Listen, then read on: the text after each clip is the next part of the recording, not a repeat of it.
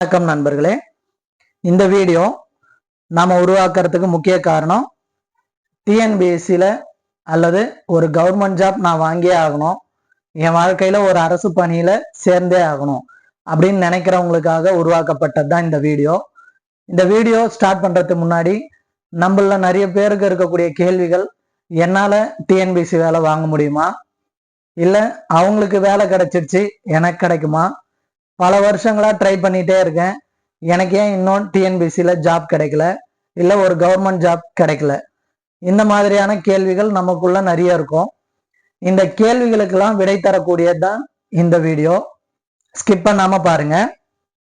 Okay friends, TNPSC இல்ல ஒரு government job இதை நான் அச்சீவ் பண்ணோம் அப்படின்னா அதோட ஃபர்ஸ்ட் ஸ்டெப் பார்த்தீங்கன்னா எய்ம். அதாவது நம்மளுக்குன்ட்டு ஒரு குறிக்கோள் வச்சுக்கணும். நான் குரூப் 1 ஆஃபீஸர் ஆகிறேன், குரூப் 4ல, குரூப் 2 அப்படின்ட்டு நீங்க எதை வேணா எய்மா வைக்கலாம். ஐஏஎஸ் கூட நம்மளோட எய்மா இருக்கலாம். ஸோ ஃபர்ஸ்ட் உங்களோட எய்மை ஃபிக்ஸ் பண்ணுங்க. உங்களுக்கு என்னென்னலாம் தெரியும் அப்படின்றத ஃபர்ஸ்ட் தெரிஞ்சுக்கோங்க. தெரிஞ்சுக்கிட்டு உங்க கோலை நோக்கி நீங்க நகர ஆரம்பிக்கணும். அதாவது அந்த டிஎன்பிஎஸ்சி ஜாப் வேணும்னு சொல்லிக்கிட்டே இல்லாம அதுக்கான அடுத்தடுத்த நடவடிக்கைகள் நம்ம என்ன பண்றோம் அப்படின்றத நோக்கி நம்ம போக ஆரம்பிக்கணும். இந்த பயணத்துல நம்மளுக்கு ஃபோக்கஸ் ரொம்ப முக்கியம். அதாவது நம்மளை டிஸ்ட்ராக்ட் பண்ணக்கூடிய நிறைய விஷயங்கள் நடக்கலாம். அதெல்லாம் நம்ம கவனத்தை சிதற விடாம அந்த டிஎன்பிஎஸ்சி வேலை என்னைக்கு வாங்கி நான் சைன் பண்றேன், ஒரு அரசு ஊழியரா மாறுறேன், அந்த நாள் வரைக்கும் நம்மளோட ஃபோக்கஸ் வேற எங்கேயோ மாறக்கூடாது. Okay, first point aim. அது ரொம்ப உறுதியா இருக்கணும் நம்ம மனசுல. நான் இந்த ஜாப் வாங்க போறேன், இந்த ஜாப்ல நான் செலக்ட் ஆகியே ஆகணும் அப்படிங்கிற எய்ம் நம்ம மனசுல இருக்கணும். நெக்ஸ்ட் ஸ்டெப் பாத்தீங்கன்னா டைம் மேனேஜ்மெண்ட். டைம் மேனேஜ்மெண்ட் அப்படின்னும் போது நம்மள நிறைய பேர் அந்த டைமை கரெக்டா யூஸ் பண்றது இல்லை. டிஎன்பிஎஸ்சிக்கு ப்ரிப்பேர் பண்றவங்களை பொறுத்த வரைக்கும் ரெண்டு வகையா இருப்போம். ஒன்னு, எந்த ஜாப்க்கும் போகாம ஃபுல் டைம் டிஎன்பிஎஸ்சி எக்ஸாமுக்கு ப்ரிப்பேர் பண்றவங்க. நெக்ஸ்ட் டைப், ஜாப்புக்கு போயிட்டே டிஎன்பிஎஸ்சி எக்ஸாமுக்கு ப்ரிப்பேர் பண்றவங்க. இவங்க ரெண்டு பேருமே அச்சீவ் பண்ணலாம். ஃபர்ஸ்ட் ஒன் பாத்தீங்கன்னா ஃபுல் அண்ட் ஃபுல் டிஎன்பிஎஸ்சிக்கு ட்ரை பண்றவங்க. உங்ககிட்ட 24 hours டைம் இருக்கு. ஸோ அந்த 24 hours நீங்க எப்படி மேனேஜ் பண்றீங்க அப்படின்றது உங்ககிட்ட தான் இருக்கு.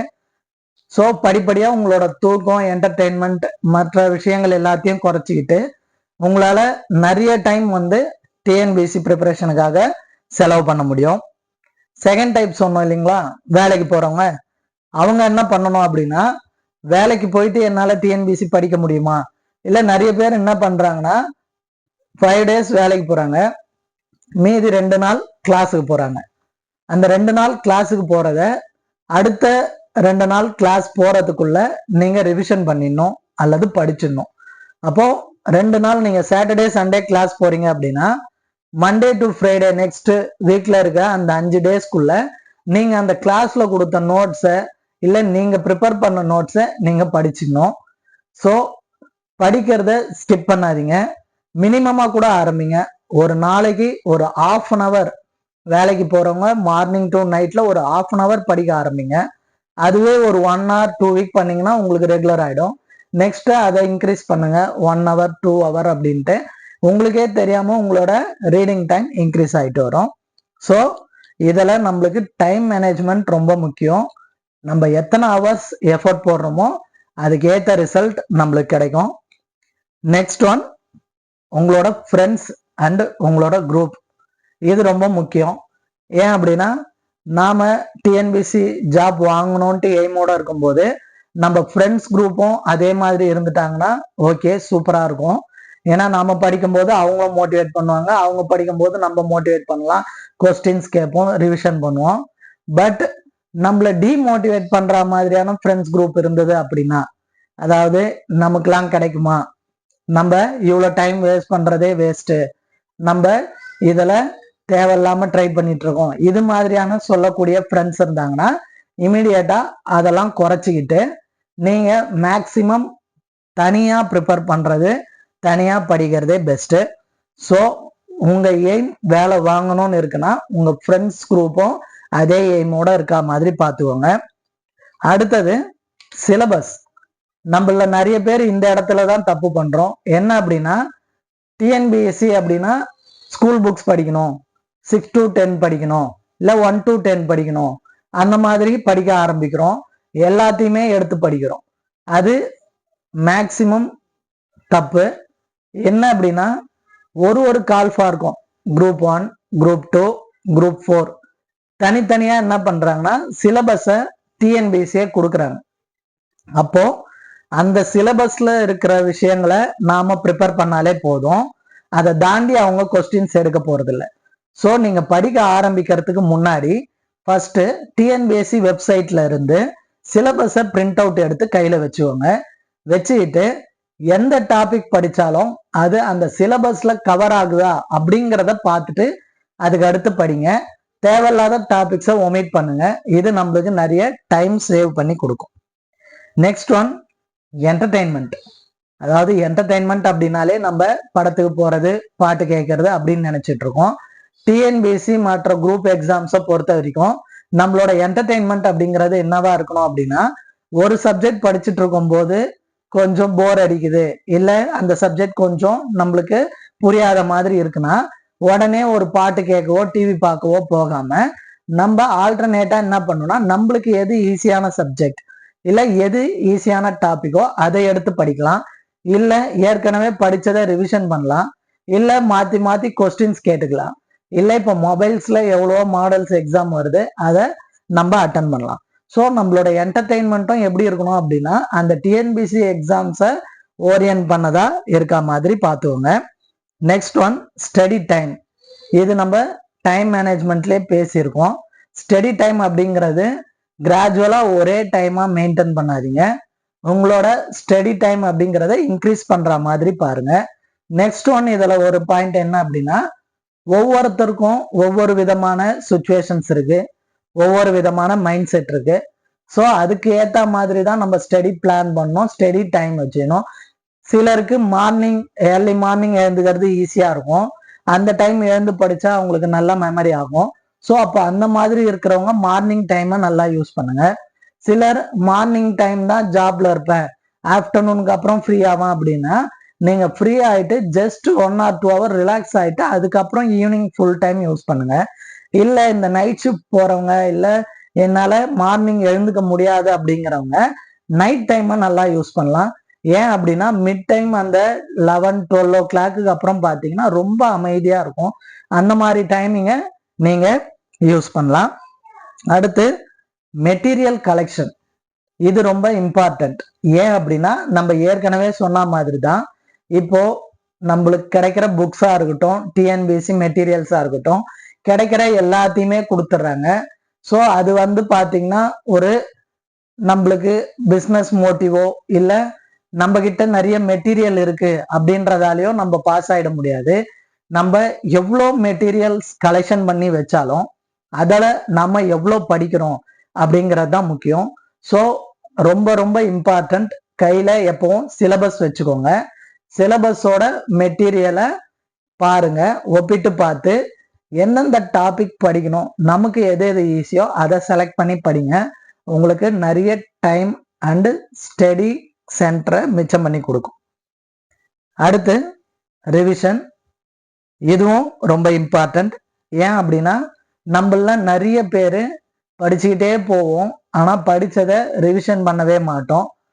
3 months படிச்சு முடிச்சுட்டு எக்ஸாம் ஹாலில் போய் உட்காரும் போது படிச்சது எங்கேயோ ஞாபகம் இருக்கிறதாவும் இருக்கும், இல்லை இந்த கொஸ்டினுக்கு பிஆர்சி எது ஆன்சர் அப்படிங்கிற கன்ஃபியூஷனும் இருக்கும். ஸோ டிஎன்பிஎஸ்சி மற்ற எக்ஸாம்ஸை பொறுத்த வரைக்கும் நீங்க எவ்வளோ படிக்கிறீங்களோ அதே அளவு டைம் ரிவிஷனுக்கு ஒதுக்கி ஆகணும். அது உங்களுக்கு ஈஸியான டாபிக்கா இருந்தாலும் சரி, கஷ்டமான டாபிக்கா இருந்தாலும் சரி, எவ்வளவு ரிவிஷன் பண்ண முடியுமோ அவ்வளோ ரிவிஷன் பண்ணுங்க. திரும்ப திரும்ப படிங்க. எவ்வளவு முறை படிக்கிறோமோ அவ்வளவு நல்லா மெமரி ஆகும். ஸோ 1 week ஃபுல்லா படிக்கிறீங்க, 5 days படிக்கிறீங்கன்னா ஒரு 2 days அதை ரிவைஸ் பண்ண எடுத்துக்கோங்க. தொடர்ந்து படிச்சுட்டே இருக்கிறதாலையும் யூஸ் கம்மி தான். அடுத்தது model exams. So model exam எதுக்காக அப்படின்னா, முன்ன டிஎன்பிஎஸ்சி கொஸ்டின்ஸ் பார்த்தீங்கன்னா ஒரு 10 இயர்ஸோ இல்லை 15 இயர்ஸோ முன்னாடி பார்த்தீங்கன்னா மோஸ்ட்லி புக் பேக் கொஸ்டின்ஸாக இருக்கும். பார்த்ததும் நம்ம ஒரு 50% ஈஸியாக அட்டன் பண்ணுற மாதிரி இருக்கும். ஆனால் இப்போ பார்த்தீங்கன்னா டிஎன்பிஎஸ்சியில் காம்படிஷன் அதிகமாக என்ன பண்ணுறாங்க அப்படின்னா book inside questions, understanding questions, skill questions இந்த மாதிரியான கொஸ்டின்ஸ் எடுக்கிறாங்க. ஸோ இதுக்கெல்லாம் நம்ம ஆன்சர் பண்ணணும் அப்படின்னா நம்ம மெட்டீரியல்ஸ் படிச்சுட்டே ரிவிஷன் பண்ணிட்டு இருந்தா மட்டும் பத்தாது, நிறைய எக்ஸாம்ஸ் எழுதி பார்க்கணும். ஸோ எக்ஸாம்ஸ் எழுதி பார்க்கணும் போது நீங்க சென்டர்ல படிச்சீங்கன்னா அவங்களே நிறைய ரிவிஷன் டெஸ்ட் கொடுக்க போறாங்க. இல்லை அப்படின்னாக்கா ஆன்லைன்ல நிறைய ரிவிஷன் எக்ஸாம்ஸ் போகுது, மாடல் எக்ஸாம்ஸும் போகுது. நீங்க அதெல்லாம் அட்டன் பண்ணுங்க. இப்படி ப்ராக்டிஸ் பண்ணீங்க அப்படின்னா நம்மளோட மொத்த நாலேஜும் இம்ப்ரூவ் ஆகிட்டே வரும். And last but not least, tension free exam hall. அதாவது நம்ம டிஎன்பிஎஸ்சி எக்ஸாம் ஹாலுக்கு போகும்போது நம்ம எப்படி இருக்கணும் அப்படின்னா ஃபர்ஸ்ட் டே ஸ்கூல் போற மாதிரி ஃப்ரெஷ்ஷாக இருக்கணும். காரணம் என்ன அப்படின்னா எக்ஸாம் ஹால் உள்ள போற வரைக்கும் நம்ம புக்கை திருப்பிட்டே இருக்கிறதால நோ யூஸ். ஏன்னா நம்ம தேரி எழுத போறது கிடையாது, அப்ஜெக்டிவ் டைப். ஸோ நம்ம என்ன பண்ணணும் அப்படின்னா ப்ரிப்ரேஷனை எக்ஸாமுக்கு முன்னாடி எவ்வளோ வேணா பண்ணிக்கலாம். ஜஸ்ட் எக்ஸாமுக்கு முன்னாடினாலோ இல்லை அதுக்கு 2 or 3 days முன்னாடியோ உங்கள் ப்ரிப்ரேஷனை ஸ்டாப் பண்ணுறது நல்லது. பண்ணிட்டு மைண்டை ரிலாக்ஸாக வச்சுக்கோங்க. உங்களோட எக்ஸாம் சென்டர் எங்கே இருக்கு, எக்ஸாம் சென்டரோட அட்ரஸ், அதுக்கு போகிறதுக்கான ரூட், இது எல்லாத்தையும் தெளிவாக பிளான் பண்ணி வச்சுருங்க. எக்ஸாம் டைமுக்கு ஒரு 2 hours பிஃபோராகவே நீங்கள் சென்டரை ரீச் பண்ணுற மாதிரி பாருங்க. நம்ம டெய்லி சீக்கிரம் போக போகிறதில்ல, அந்த எக்ஸாம் அன்னைக்கு ஒரே ஒரு நாள் மட்டும்தான் நம்ம போக போகிறோம்.